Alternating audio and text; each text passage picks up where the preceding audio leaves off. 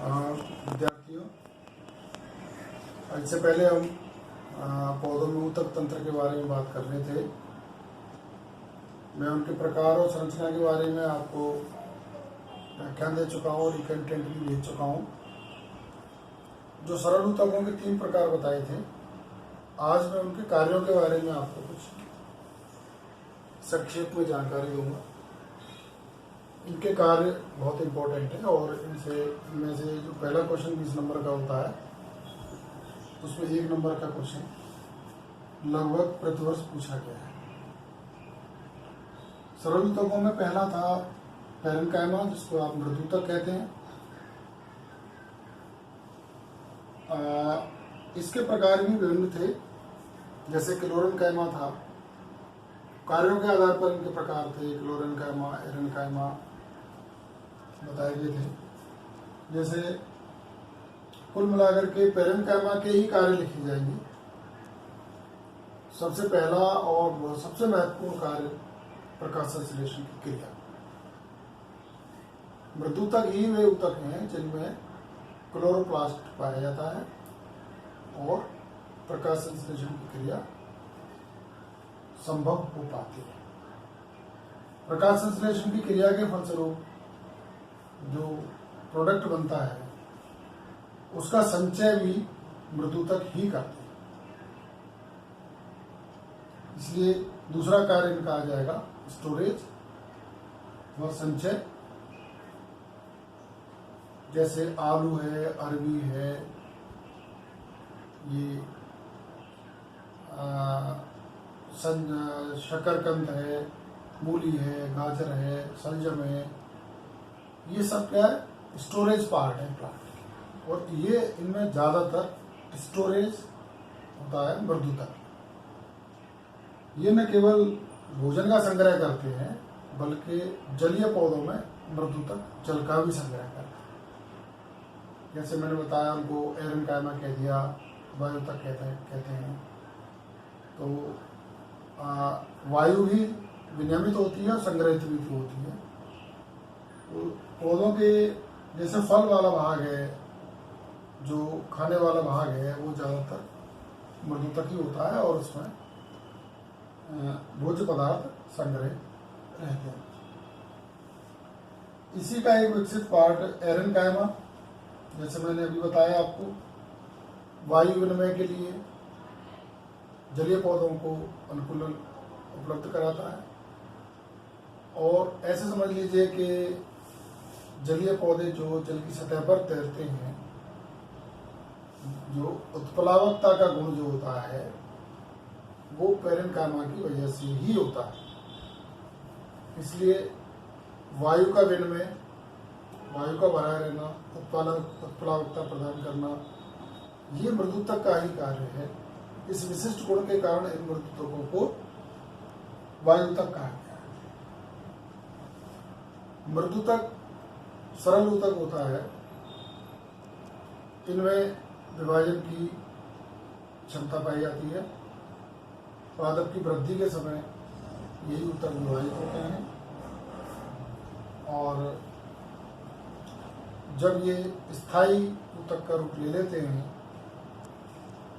कभी किसी प्राकृतिक या अप्राकृतिक कारण से पादप को घाव हो जाता है, इंजरी हो जाती है, कहीं से टूट जाता है, तो ये मृदूतक ही जो स्थायी हो गए थे, वो विभजोतकी होकर उस घाव को भरने में सहायक होते हैं या उस घाव को भर देते हैं। इसलिए पौधे के न केवल प्रकाश संश्लेषण, भोजन संचय, वायु विनिमय, जल धारण क्षमता, बल्कि विशेष परिस्थितियों में आवश्यकता पड़ने पर विभजोतक के रूप में कार्य करके उस घाव को भरने का कार्य भी करते हैं।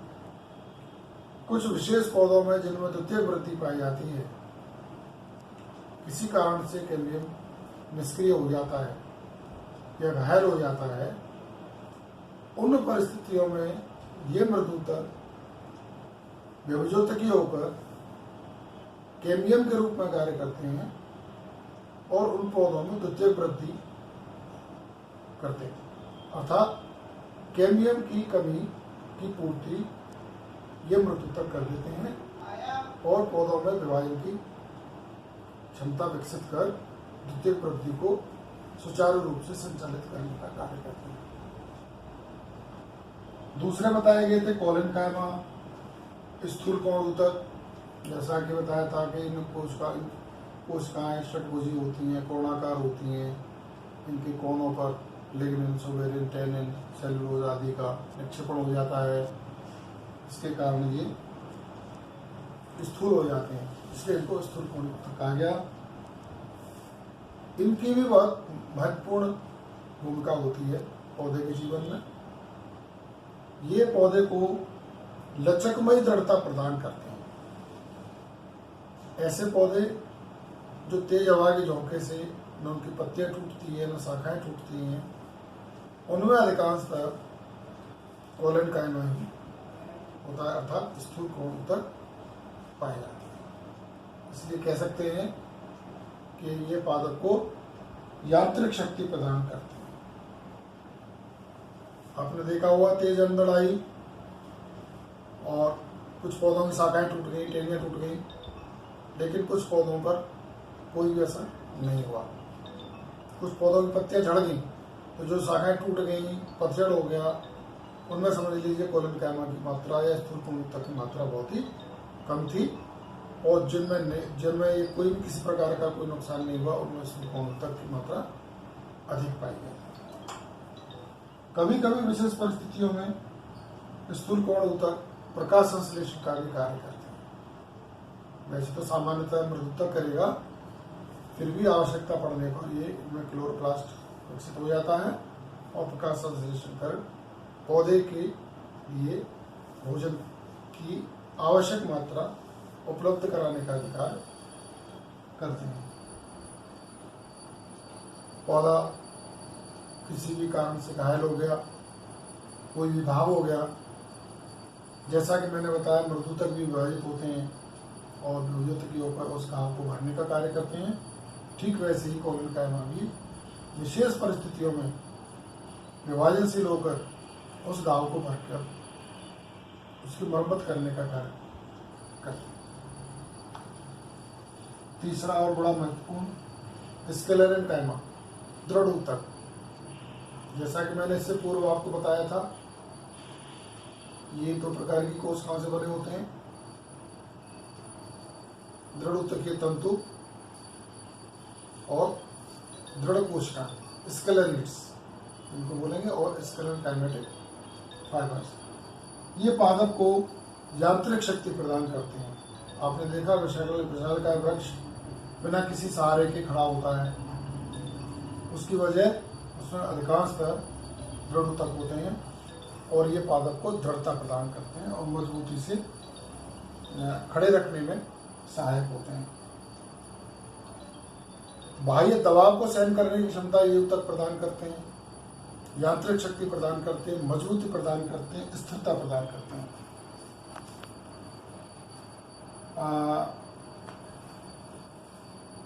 आंतरिक जो संरचना होती है, एक उदाहरण के रूप में आप ले लीजिए, जैसे नारियल है, तो नारियल का जो खाने योग्य भाग है, जिसको गोला कहते हैं, कच्ची गिरी कहते हैं, उसके ऊपर जो रेशे होते हैं, फाइबर होते हैं, वो स्क्लेरेनकाइमा होते हैं और वो उसकी सुरक्षा करने का कार्य करते हैं।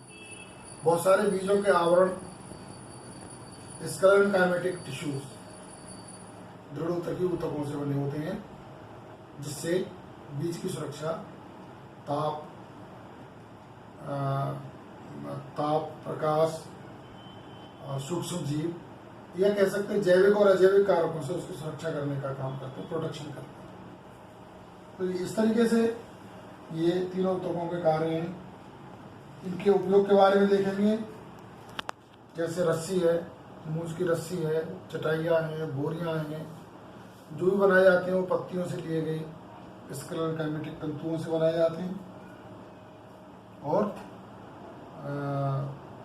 जो रेशे होते हैं उनका व्यापारिक उपयोग किया जाता है, घरेलू सामान बनाए जाते हैं, जैसे बेड के गद्दे बनाए जाते हैं, इनको कोर फोम के गद्दे बोलते हैं। उसमें कोयर में जूट होता है वो, फाइबर होता है स्क्लेरेंकाइमा।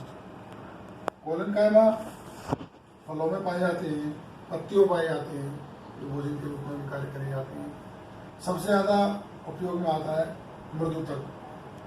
जितने भी फल हैं उनके खाने वाला भाग मृदुतक का बना होता है। संचयित तने जैसे आलू है, और जड़ें जैसे गाजर है, मूली है, सलजम है, इनका जो रूपांतरण है वो भोजन के संग्रह के कारण हो जाता है, और वो भी हमारे भोज्य पदार्थ के रूप में प्रयुक्त किए जाते हैं। इसलिए ये सरल उत्तकों के जो 3 प्रकार हैं उनके मुख्य कार्य मैंने आपको बताए हैं।